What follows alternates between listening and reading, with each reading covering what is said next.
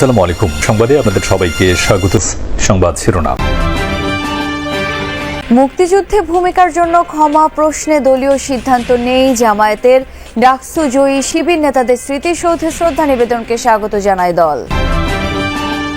অনুদান ও মেধা যাচাই ব্যবস্থা বিতর্কে প্রাইমারি বৃত্তি পরীক্ষা পদ্ধতি ও মূল্যায়নে পরিবর্তন আনার দাবি। ম্যাপিং করে যে প্রয়োজন, কার কতটুকু প্রয়োজন, সেই অনুযায়ী আর্থিক বরাদ্দ দেয়াটা হলো মোর রেশনাল, যৌক্তিক। পাহাড়ি ঢলে শেরপুরে বন্যা নিয়ন্ত্রণ বাঁধে ভাঙন। প্লাবিত 15টি গ্রামে ব্যাপক ক্ষতির শঙ্কা, একজনের মরদেহ উদ্ধার। ৭১-এর মুক্তিযুদ্ধে ভূমিকার জন্য ক্ষমা চাওয়া বা অবস্থান পরিবর্তন প্রশ্নে এখনো কোনো দলীয় সিদ্ধান্ত নেয়নি জামায়াতে ইসলামী। দলটির সেক্রেটারি জেনারেল বলছেন, মুক্তিযুদ্ধকে পুঁজি করে যারা ব্যবসা করছে তারা লোকসানে পড়েছে। তবে শহীদ বুদ্ধিজীবী স্মৃতিসৌধে ডাকসু জয়ী শিবির নেতাদের শ্রদ্ধা নিবেদনকে স্বাগত জানায় জামায়াত। জুলাই সনদ না মানলে রাষ্ট্রদ্রোহিতা ও প্রার্থিতা বাতিলে ঐকমত্য কমিশনে জামায়াতের প্রস্তাব কোনো চূড়ান্ত রূপ নয় বলেও জানিয়েছেন গোলাম পরোয়ার।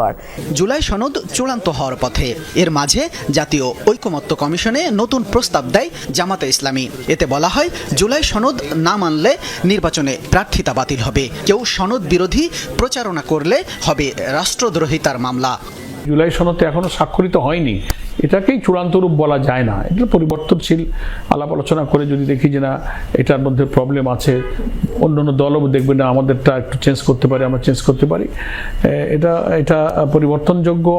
এভাবে কাউকে বাধ্য করার প্রস্তাব কতটা গণতান্ত্রিক, এমন প্রশ্নে অবস্থান স্পষ্ট করেন জামাতের সেক্রেটারি জেনারেল অধ্যাপক গোলাম পরোয়ার।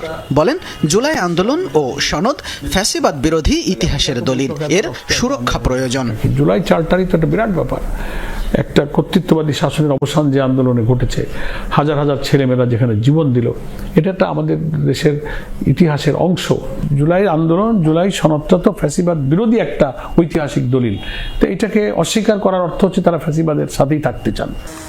ডাকসুতে নিরঙ্কুশ জয়ের পর শিবির নেতারা প্রথমবারের মতো শহীদ বুদ্ধিজীবী স্মৃতিসৌধে দোয়া মোনাজাত করেছেন। বিষয়টিকে অনেকেই জামাত শিবিরের মুক্তিযুদ্ধ বিরোধী অবস্থানের পরিবর্তন হিসেবে দেখছেন। তবে জামাত সেক্রেটারি জেনারেল বলছেন, মুক্তিযুদ্ধে ভূমিকার কারণে ক্ষমা চাওয়া বা অবস্থান পরিবর্তনের কোনো সিদ্ধান্ত এখনো হয়নি। আমরা এটাকে অপ্রাসঙ্গিক মনে করি। এটাকে নিয়ে যারা পুঁজি করে ব্যবসা করতে গেছিল, সে ব্যবসায় লস। এখন এই ইস্যুতে আমরা কোনো বক্তব্য দেওয়ার কোনো সিদ্ধান্ত আমাদের নেই। ডাকসু তো একটা দেশের সেরা বিদ্যাপীঠের নেতৃত্ব তারা দিচ্ছে। দেশের স্বাধীনতার জন্য যারা সংগ্রাম করেছে তাদের জন্য দোয়া করা, এটা তারা দায়িত্ব মনে করেছে, আমরা তো এটা ওয়েলকাম করি, ভালো করেছে তারা। জামাতের সেক্রেটারি জেনারেল বলেন, এক্ষেত্রে সিদ্ধান্ত হলে দলীয়ভাবে জানানো হবে। যদি কখনো হইলে আমরা তখন বলবো। প্রাথমিকে আবারও বৃত্তি পরীক্ষা চালু নিয়ে বিতর্ক চলছে। কোমলমতিদের উপর বাড়তি চাপ পড়বে কিনা সেটি নিয়েও চর্চা তুঙ্গে। প্রাথমিক শিক্ষা সমাপনী পিইসি বন্ধ থাকায় কেউ কেউ বৃত্তি পরীক্ষাকে ইতিবাচক হিসেবে দেখছেন। তবে পরীক্ষা পদ্ধতি ও মূল্যায়নে পরিবর্তন আনা দরকার। শিক্ষাবিদদের অভিমত, উদ্দেশ্য যদি হয় আর্থিক অনুদান, তাহলে বিদ্যালয়ের ধারাবাহিক মূল্যায়নকেও বিবেচনা করা উচিত।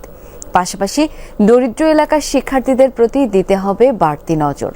এবছর প্রাথমিকে বৃত্তি চালু হলে পরীক্ষায় বসবে পঞ্চম শ্রেণীর এই মেধাবী শিক্ষার্থী। লক্ষ্যভেদের সেই প্রত্যাশা তার চোখে মুখে স্পষ্ট। ইউনিফর্ম আর স্কুলের জুতা কেনা হয় না বহুদিন, কারণ দারিদ্র্য আর শিক্ষাঙ্গনে যথেষ্ট আর্থিক অনুদান না পাওয়া। তাই বৃত্তি পরীক্ষা হবে শুনে উচ্ছ্বাসটা সবার। এবার যদি মেধা পায় যথার্থ মূল্যায়ন। বৃত্তি টাকা দিয়ে আমার শার্ট প্যান্ট আর জুতা কিনতে চাই, আমার জুতা নাই। স্কুল ড্রেস, প্যান্ট, জুতা কিনবো। ছোট ভাইয়ের জন্য একটা খেলনা কিনে দেবো। নিজেকে যাচাই করার জন্য আমি বৃত্তি পরীক্ষাটা আসলে দিতে চাই। বৃত্তি পাবেই এমন আত্মবিশ্বাসে কেউ কেউ বাবার ঋণ পরিশোধের দায়িত্বটাও নিতে চায় কোমল কাঁধে। আমাদের কয়েকটি ঋণ আছে।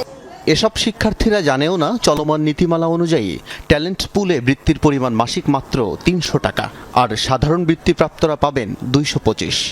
ম্যাপিং করে যে প্রয়োজন, কার কতটুকু প্রয়োজন, সেই অনুযায়ী আর্থিক বরাদ্দ দেয়াটা হলো মোর রেশনাল, যৌক্তিক। আপনি একটা আলাদা করে দেশব্যাপী একটা পরীক্ষা নিয়ে তাকে বৃত্তি দিয়ে আপনি বাচ্চাদের মধ্যে এক ধরনের কম্পিটিশন, অসুস্থ প্রতিযোগিতা দেখালেন আপনি যে সে ভালো, সে বৃত্তি পেয়েছে। অনেকের ধারণা আর্থিক অনুদান কম থাকার পরও বৃত্তি পরীক্ষা চালুর ব্যাপারে মন্ত্রণালয়ের কর্মকর্তা, স্কুল শিক্ষক আর কোচিং সেন্টার বেশ আগ্রহী। বৃত্তি হলে যে কোচিং সেন্টার বাড়বে সেটা তো আসলে বিষয় না। তারপরে যদি হয় সরকার সেই ক্ষেত্রে একটা উদ্যোগ নেবে, আইন করবে কোচিং সেন্টার যেন এই ধরনের প্রচারণা কিংবা এই ধরনের বাণিজ্য না করতে পারে। বাচ্চারা মেধারও স্বীকৃতি পাক, আমার সেই সাথে একটু প্রণোদনা এটা আসলে ওরা চায়। আমাদের শিক্ষকদের যে বেতন দেওয়া হয় সেটার জন্যই কি শিক্ষকরা কোচিং বাণিজ্যের দিকে ঝুঁকে যাচ্ছে না? বৃত্তি পরীক্ষা আছে, এটা যখনই মনে হয় তখনই পড়ার প্রতি তাদের আগ্রহটা আরও বেড়ে যায়। কয়েক দফায় শিক্ষা ব্যবস্থা পরিবর্তিত হওয়ায় বৃত্তি পরীক্ষার বিপক্ষে কেউ কেউ, তবে অর্থপ্রাপ্তির সম্ভাবনা থাকায় নিম্ন আয়ের অভিভাবকরা আগ্রহী। বৃত্তি পরীক্ষা হলে আমাদের জন্য ভালো, ছেলেগুলোর জন্য ভালো, আমাদের জন্য ভালো। এটা সরকাররা জানি সাহায্য করতে পারে। শিক্ষা গবেষকরা মনে করেন পরীক্ষার মূল্যায়ন পদ্ধতি হতে হবে এমন যেন কোচিংমুখী না হয় শিক্ষার্থীরা। বৃত্তি পরীক্ষাটা আমার কাছে মনে হয় যে এটা মানে থাকলে শিক্ষার্থীর মধ্যে আলাদা একটা স্পিরিট তৈরি হয়। এখন আমরা অ্যানালাইসিস করতে পারি কেন এই বৃত্তি পরীক্ষাটা এক্সট্রা চাপ হচ্ছে। হ্যাঁ, কোনো কোনো সময় দেখা যায় শিক্ষার্থীদেরকে টিচার সারাদিন বসায় রাখে, তাদেরকে এক্সট্রা চাপ দেয়। সেই জায়গাগুলোকে আমাদের অ্যাড্রেস করতে হবে। প্রাথমিক ও গণশিক্ষা উপদেষ্টার অভিমত সংকট থাকবেই, সেগুলো মোকাবেলা করেই বৃত্তি পরীক্ষা নিতে তারা প্রস্তুত। বাড়ানো হবে অনুদানের পরিমাণও। এটা আমাদের ফিল্ড লেভেল একটা হিউজ ডিমান্ড। তো আমাদের দেশীয় যে প্রেক্ষাপট সামগ্রিকভাবে এই মুহূর্তে আমাদের মনে হয়েছে যে এই বিষয়টা আমাদের শিক্ষক, শিক্ষার্থী, অভিভাবক সবার মধ্যে এক ধরনের প্রণোদনা তৈরি করবে। কিন্তু যদি আইডিয়াল বলেন, আইডিয়াল অবস্থায় আমরা স্কুলগুলিকে নিয়ে যাই, তখন এই ধরনের আলাদা বৃত্তির প্রয়োজন হবে না। 21 ডিসেম্বর শুরু হতে যাওয়া বৃত্তি পরীক্ষায় কিন্ডারগার্টেন বা কেজি স্কুলের শিক্ষার্থীদের অংশগ্রহণের সুযোগ নেই। একে বৈষম্যমূলক বলছেন কেউ কেউ, তবে নীতি নির্ধারকরা বলছেন ভিন্ন কথা। সরকারি প্রাথমিক বিদ্যালয়ে যে বাচ্চারা পড়াশোনা করে অধিকাংশই প্রান্তিক পর্যায়ের বাচ্চারা পড়াশোনা করে, কিন্তু কিন্ডারগার্টেন স্কুলে আর্থিকভাবে সচ্ছল পরিবারের সন্তানরা পড়াশোনা করে। এবং কিন্ডারগার্টেন স্কুলগুলোতে ক্লাস 3 থেকে ক্লাস 5 পর্যন্ত তারা কিন্তু বৃত্তি পরীক্ষা অব্যাহত রেখেছে।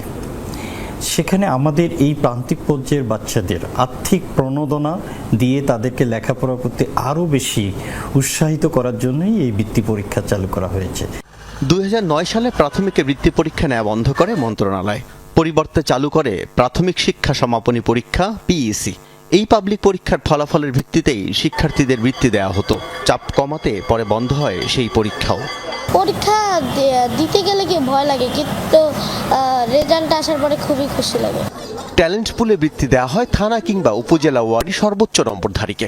এছাড়াও ইউনিয়ন, পৌরসভা ও ওয়ার্ড ভিত্তিক সাধারণ বৃত্তি দেওয়া হয়। তবে প্রতিটি স্কুল থেকে শতকরা 40% শিক্ষার্থী বৃত্তি পরীক্ষায় অংশ নিতে পারেন। পাহাড়ি ঢলে প্লাবিত শেরপুরের ঝিনাইগাতি ও নালিতাবাড়ি উপজেলার বন্যা পরিস্থিতির কিছুটা উন্নতি হয়েছে, তবে নিম্নাঞ্চলের কিছু এলাকা নতুন করে প্লাবিত হয়েছে।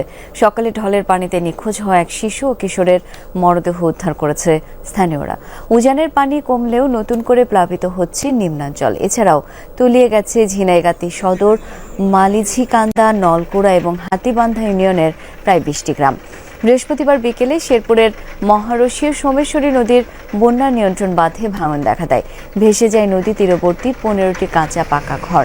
গবাদি পশু নিয়ে অনেকে আশ্রয় নিয়েছেন উঁচু স্থানে। পানিতে ডুবেছে আমন ক্ষেত সহ